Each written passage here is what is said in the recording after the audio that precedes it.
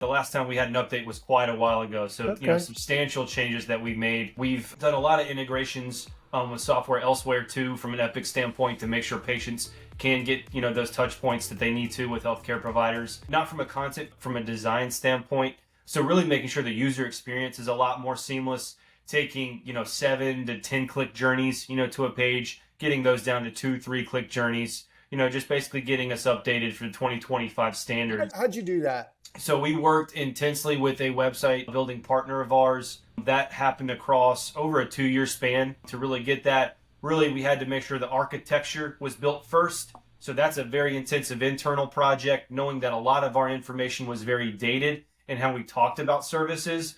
We really needed to right size that first before we understood what the design side of that was. So even bare bones things like how many conditions and treatments should be included in this service line. Should all of those have pages? What does the taxonomy look like for all of those? Is there cross-reference? Like from a general surgery to a breast reconstruction page. Obviously, there's a lot of overlap with those types of things. So really making sure you have the layout of the pages. I know it's not rocket science or doesn't sound like that, but it's very easy to move too quick on that stage, and just think we can smooth that out later. If you don't have that laid out, it becomes a nightmare for you, later on. So the information architecture is vital to start with. And then you can start with what, typically called, and we call 2 sprints. So based on that information architecture and how we want it laid out, our website partner worked with us on various sprints from a design standpoint. We looked at several different options from menu layouts, to how we wanted headers to look like on initial page load.